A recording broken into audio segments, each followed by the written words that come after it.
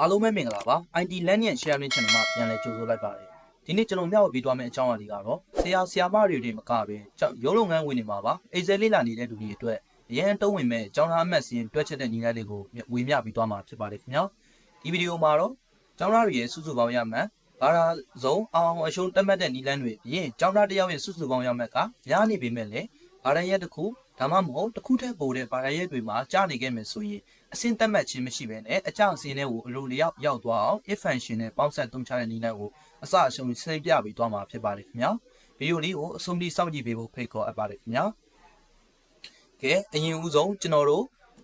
ဇာတ်ကိုအရင်မိတ်ဆက်ပေးပါရစေဘယ်ဘက်ဆုံးက column လေးမှာတော့ကျောင်းသားတွေရဲ့ခုံနံပါတ်နဲ့အမည်နာမည်တွေကိုရေးထည့်ပေးထားပါတယ်ပြီးတော့မြန်မာစာကနေတိတ်ပံတီဘာသာရဲ့6ခုရဲ့အမှတ်တွေကိုရိုက်ထည့်ပေးထားပါတယ်ပထမဆုံးကျွန်တော်တို့ကျောင်းသားတဦးချင်းစီရဲ့စုစုပေါင်းရမှတ်ကိုအရင်တွဲရပါမယ်။မောင်မောင်ရဲ့စုစုပေါင်းရမှတ်ကိုလူချင်းနေဆိုရင်ကျွန်တော်တို့ total ရဲ့အောက်ကဆဲခွက်လေးထဲမှာကျွန်တော်တို့ selection တစ်ချက်ပေးပြီးတော့မှကျွန်တော်တို့ကဘာလုပ်မလဲဆိုရင်ကျွန်တော်တို့က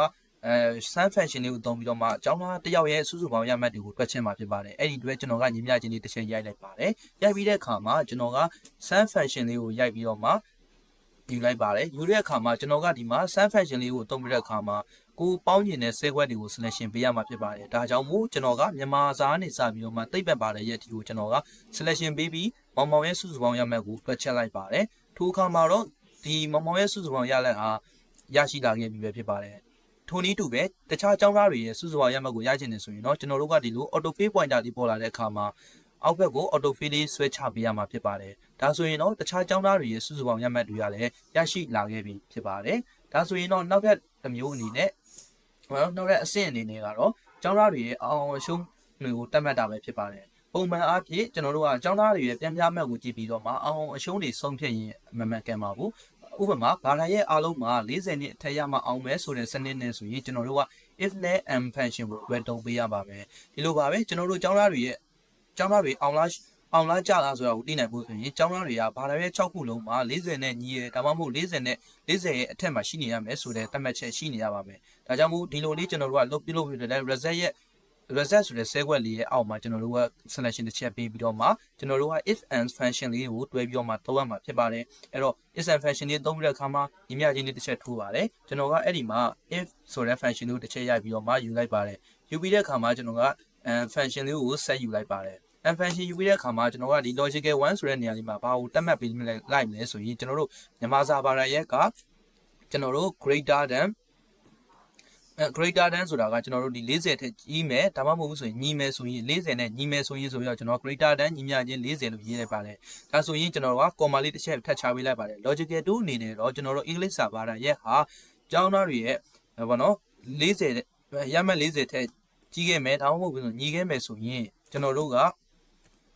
ဆိုတဲ့ဟာမျိုးကိုကျွန်တော်ကတတ်မှတ်ချက်တစ်ခုပေးလိုက်ပါတယ်ကော်မာလေးတစ်ချက်ချတယ်အဲ့ဒါပြီးရင်ဒီလိုပဲတင်ချပါရရက်ကိုလည်းကျွန်တော် selection တစ်ချက်ထောက်တယ်ထောက်ပြီးရင် greater than ညီမျှချင်း40ဆိုပြီးမှရေးလိုက်ပါတယ်ကော်မာတစ်ချက်ချတယ်အဲ့ပြီးတော့မှပထဝီပြင်ပါရရက်ကိုကလေးတစ်ချက်ထောက်တယ် greater than ညီမျှချင်း40ဆိုတဲ့ဆဲခွက်လေးကိုရိုက်ပါတယ်အဲ့ဒါပြီးတော့မှကျွန်တော်ကသမိုင်းပါရရက်မှာလည်း selection တစ်ချက်ထောက်တယ် greater than ညီမျှချင်း40ဆိုတဲ့စာရင်းလေးကိုရိုက်ပါတယ်ဒါပြီးရင်ကျွန်တော်ကသိပ္ပံဘာသာရပ်မှာလည်း selection တစ်ချက်ပေးတယ် greater than ညီမျှချင်း40ဆိုတဲ့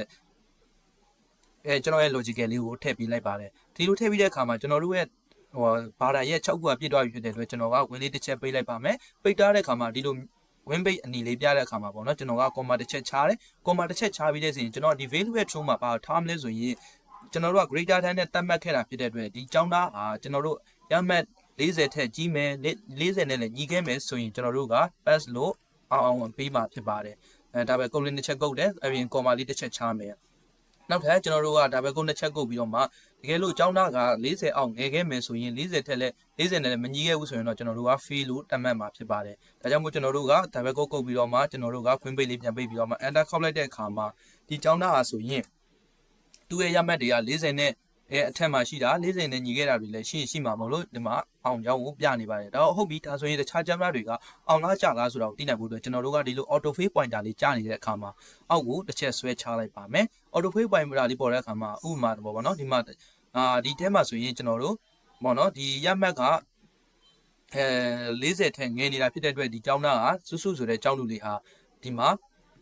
အကြပြနေတာဖြစ်ပါတယ်ဟုတ်ပြီဒီလိုတော့အကြတော့ရပြီကျွန်တော်တို့ចောင်းသားတွေကိုအောင်သားကြလာတော့တက်မှတ်ပြီးပြီအောင်တဲ့ចောင်းသားတွေကိုကျွန်တော်တို့ကရမှတ်အဆင့်တွေတက်မှတ်ပေးခြင်းပြီဆိုတော့ဘယ်လို function လေးတွေတွေ့ပြီးသုံးရမလဲဆိုရင်ကျွန်တော်တို့ကအဆင့်လေးတွေတက်မှတ်ပေးပါမယ်ဒီမှာဆိုရင်တော့ကျွန်တော်တို့က run ဆိုလဲ run function ဆိုပြီးမှတီးတဲ့တော့ရှိပါတယ်ဒါပေမဲ့ဒီ function မှာဆိုရင်ကျွန်တော်ကចောင်းသားတွေအောင်အဆုံးចောင်းသားတွေရဲ့ပေါ့နော်အောင်အရှုံးနဲ့ဒီပေါ့နော်အဆင့်တွေကိုတက်မှတ်ပေးတဲ့အခါမှာဒီ run function ကိုတော့အသေးစိတ်ရှင်းပြသွားမှာတော့မဟုတ်သေးပါဘူးအဲ့တော့တကယ်လို့ run function နဲ့ပတ်သက်ပြီးနားမလည်တာရှိတယ်ဆိုရင်ကျွန်တော်ရဲ့ video ရဲ့ comment လေးရဲ့အောက်မှာမေးခဲ့နိုင်ပါတယ်တကယ်လို့ကျွန်တော်ပေါ့နော်မေးတဲ့လူတွေများတယ်ဆိုရင်တော့ဒီ ref function လေးကဘယ်လိုအလုပ်လုပ်တယ်အခုတုံးနေတဲ့ function လေးနဲ့ကြောဘယ်လိုကွာခြားမှုတွေရှိသွားတယ်ဆိုတာကိုကျွန်တော်ကပြန်ပြီးတော့မှရှင်းပြပေးမှာဖြစ်ပါတယ်ဟုတ်ပြီအဲ့ဒါဆိုရင်ကျွန်တော်တို့အကြောင်းသားတယောက်ရဲ့အဆင့်ကိုသတ်မှတ်ဖို့အတွက်ဆိုရင် if ရဲ့ minimum ရဲ့ ref function ဆိုပြီးတော့၃မျိုးကိုပေါင်းပြီးမှသုံးသွားမှာပဲအဲ့တော့ဘယ်လိုသုံးသွားမလဲဆိုရင်တော့ကျွန်တော်ကဒီမှာကျွန်တော်ရဲ့ run ရဲ့အောက်မှာ selection တစ်ချက်ပေးတယ်ကျွန်တော်မောင်မောင်ရဲ့အဆင့်ကိုသတ်မှတ်ချင်တာဖြစ်တဲ့အတွက်အဲ့တော့ညီမျှချင်းလေးတစ်ချက်ထိုးပါတယ်ညီမျှချင်းလေးထိုးပြီးရင် var function ကိုတွဲမလဲဆိုရင်ကျွန်တော်က if function ပဲတွန်းမယ် if function ကိုယူတယ် if function ယူပြီးရင်ကျွန်တော်က var function ကိုယူမလဲဆိုရင် minimum function ဆိုတဲ့အနည်းဆုံး function လို့သုံးမယ်ဒီ function လေးကိုဘာကြောင့်မို့ယူရတာလဲဆိုရင်ကျွန်တော်ဒီကျောင်းသားတွေရဲ့တစ်ခုချင်းစီရဲ့အမှတ်ဟာ40ထက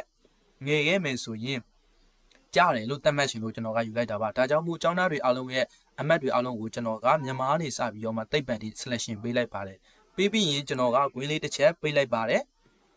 green လေးတစ်ချက်ပေးလိုက်တယ်ပေါ့နော် green လေးတစ်ချက်ပေးပြီးကျွန်တော် comma မချသေးဘူးမိတ်ဆွေတို့လည်း comma လေးကိုတော့မချနဲ့ပါဘူးအဲ့တော့ comma လေးမချခင်မှာဘာလုပ်ရမလဲဆိုရင်ကျွန်တော်တို့က less than လို့ပြပေးရပါမယ်တကယ်လို့ဒီကျွန်တော် selection မှတ်ထားတဲ့ဟာတွေက40ထက်ငယ်ခဲ့မယ်ဆိုရင်ကျောင်းသားကကြားမယ်လို့ကျွန်တော်သတ်မှတ်ချင်တာဖြစ်တော့ဒီချိန်မှာကျွန်တော်တို့က comma လေးတစ်ချက်ချမယ်ကြားမှာဖြစ်တဲ့အတွက်ဒါပဲကုတ်လေးနဲ့ FAIR face ဆိုပြီးတော့မှကျွန်တော်ကရေးလိုက်ပါတယ်အဲ့ပြုံးမှာ comma လေးတစ်ချက်ချတယ် comma လေးချပြီးတဲ့အခါမှာကျွန်တော် value is form မှာကျွန်တော်တို့တိကျတဲ့ချက်ထားတော့မှာပေါ့နော်အဲ့တော့ကျောင်းသားတွေရဲ့အဆင့်ကိုသတ်မှတ်ချင်ပြီဖြစ်တဲ့အတွက်ဒီအဆင့်မှာကျွန်တော်က ref function လေးကိုသုံးတော့မှာဖြစ်ပါတယ်အဲ့တော့ကျွန်တော်က ref function လေးကိုယူလိုက်ပါမယ်ဒီမှာပေါ့နော် ref function လေးကို double click နဲ့ချက်နေပြီးလိုက်တဲ့အခါမှာသူက number ဆိုတာလေးကိုတောင်းမယ်အဲ့ဒါဘာလဲဆိုရင်ဒီပေါ့နော်ကျောင်းသားတစ်ယောက်ရဲ့စုစုပေါင်းရမယ့်ကို click တစ်ချက်ထောက်ခိုင်းနေဖြစ်ပါတယ်အဲ့တော့ကျွန်တော်ကကျောင်းသားတစ်ယောက်ရဲ့ click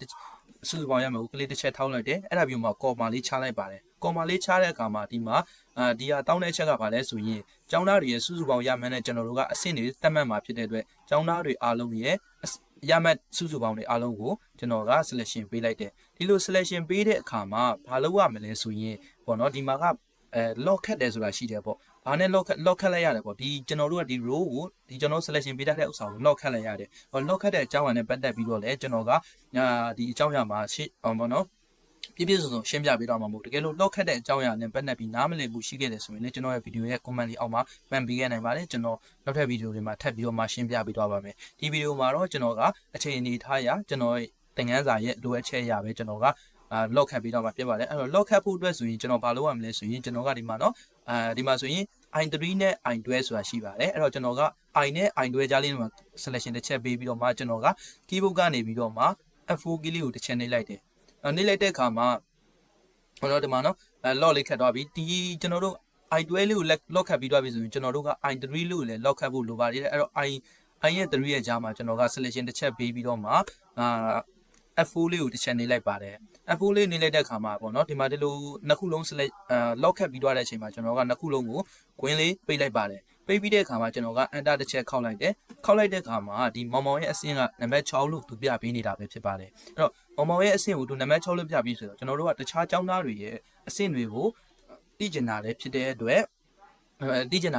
်ကျွန်တော်တို့ကဒီမှာ auto fill pointer လေးနဲ့ auto fill လေးဆွဲချလိုက်ပါတယ် auto fill ဆွဲချတဲ့အခါမှာပေါ့နော်ဒီမှာauto fill ဆွဲချတဲ့အခါမှာဒီမှာကျောင်းသားတွေရဲ့ရမယ့်အဆင့်တွေတိုးတက်လာတယ်အဲ့တော့ဒီမှာဘာကိုမြင်ရမလဲဆိုတော့ဒီမှာထူးခြားချက်ကိုဘာကြည့်မလဲဆိုတော့ဒီမှာဘာနော်ကြားတဲ့ကျောင်းသားတွေကိုတော့ fail ပြပြီးတော့မှမကြားတဲ့ကျောင်းသားတွေကိုပဲသူကအဆင့်အလိုက်သတ်မှတ်ပေးသွားတာပဲဖြစ်ပါတယ်ဒါပေမဲ့ဒီမှာပေါ့နော်ဒီပေါ့နော်ကျွန်တော်တို့ပေါင်းထားတဲ့ if ရဲ့ minimum ရဲ့ ref function ရဲ့ပေါင်းထားတဲ့အခြေအနေမှာဆိုရင်သူကဒီမှာပေါ့နော်ကျွန်တော်တို့ကရမှတ်တွေကတူနေတာမဟုတ်ဘူးပေါ့တကယ်လို့ဒီမှာဒါပထမရတဲ့လူရဲ့ရမှတ်930ပေါ့တကယ်လို့ကျောင်းသားတစ်ယောက်ကကျောင်းသားတစ်ယောက်နဲ့တစ်ယောက်ကရမှတ်တွေတူလာတဲ့အခါကျရင်ဥပမာတင်မှာကျွန်တော်ပြမယ်ဒီမှာတော့ရမှတ်က90တကယ်လို့ကျွန်တော်က61ပြောင်းလိုက်တဲ့အခါမှာသူတို့ရမှတ်တွေဟာရမှတ်930စီဖြစ်သွားတာဖြစ်တဲ့အတွက်ဒီမှာကျွန်တော်တို့ကြော်နဲ့လရဲ့ရမှတ်တွေက930စီဖြစ်သွားတာဖြစ်တဲ့အတွက်သူတို့ရဲ့အဆင့်တွေဟာ အဆင့်တစ်တွေပဲဖြစ်နေပဲပေါ့နော်ဒီမှာအဆင့်တစ်ဖြစ်သွားတာနဲ့ဒီတူကျွန်တော်တို့အဆင့်နှစ်ဟာလည်းပျောက်သွားတာဖြစ်ပါတယ်ဘယ်လိုပြောမလဲဗျာနှစ်ယောက်ကအဆင့်တစ်တာတူနေတာဖြစ်တယ်လေအဆင့်နှစ်ဆိုတာအရာပျောက်သွားပြီးတော့မှအဆင့်သုံးကိုကြော်ချသွားတာလို့သတ်မှတ်လို့ရတယ်အဲ့တော့အဲ့ဒီတော့ကျွန်တော်တို့ကပေါ့နော်ဒီမှာအဆင့်တွေကနေအဆင့်တွေကတစ်ကနေ9အထိအဆင့်လိုက်ရှိနေပြင်ပဲလေတခြားထဲမှာပေါ့နော်ခုနံပါတ်4ရေ9နဲ့9တွေအားဆိုရင်ကျောင်းသားတွေရဲ့အဆင့်မှာမပေါ်ဘဲနဲ့ fail လို့ပြနေတော့လည်းတွေ့ရမယ်အခုဇာတ်မှာဆိုရင်အဆင့်တွေကအဆင့်လိုက်ထွက်နေပြင်ပဲတကယ်လို့ကျောင်းသား2ယောက်ကအမှတ်ချင်းတူသွားခဲ့မယ်ဆိုရင်ကျွန်တော်တို့ yo run function ကနေပြီးတော့မှအဆင့်တွေကိုခြားထဲမှာကျော်ပြစ်လိုက်တဲ့ပေါ့နော်အဲ့တော့ကျွန်တော်အစောကပြောခဲ့သလိုပဲတကယ်လို့2ယောက်ကအမှတ်တူနေတယ်ဆိုရင်အဆင့်1တမ2ယောက်ဖြစ်နေတယ်ဆိုရင်အဆင့်1ကမရှိတော့ဘဲနဲ့ဖြစ်သွားတတ်တယ်အဲ့လိုအမှတ်တူတဲ့တွေရှိလာခဲ့ရင်ကျွန်တော်တို့အဆင့်နံပါတ်တွေကိုပဲမပြောက်ပြတ်သွားပဲနဲ့အဆင့်တွေကို1နှစ်ကနေ1နှစ်3လေးအဆင့်လိုက်တိတိကျကျထွက်လာဖို့ဘယ်လိုအဆင့်မြင့် function တွေနဲ့ပြင်ဆင်ရမလဲဆိုတာကိုတော့ကျွန်တော်ရဲ့နောက်ထပ်ဗီဒီယို part 2လေးမှာအသေးစိတ်ဆက်လက်ရှင်းပြပေးသွားမှာမို့ကျွန်တော်ရဲ့ YouTube channel လေးကို like and subscribe လုပ်ပြီးတော့မှလည်းစောင့်ကြည့်ပေးကြပါဦးခင်ဗျာအားလုံးကိုကျေးဇူးတင်ပါတယ်တကယ်လို့ဒီတင်ပြစာနဲ့ပတ်သက်ပြီးနားမလည်မှုများရှိခဲ့တယ်ဆိုရင်လည်းကျွန်တော်ရဲ့ဗီဒီယိုရဲ့ comment လေးအောက်မှာမေးမြန်းနိုင်ပါတယ်မိတ်ဆွေတို့ဒီသင်ခန်းစာလေးကိုလေ့ကျင့်နိုင်အောင်လဲကျွန်တော်ရဲ့ video description မှာပေါ့နော်ကျွန်တော်ဒီ Excel file လေးကိုကျွန်တော်ရဲ့ Google Drive ပေါ်မှာတင်ပေးထားမှာပဲဖြစ်ပါတယ်အားလုံးကိုကျေးဇူးတင်ပါတယ်နောက်ဗီဒီယိုလေးမှာပြန်ပြီးတော့တွေ့ကြပါမယ်ခင်ဗျာ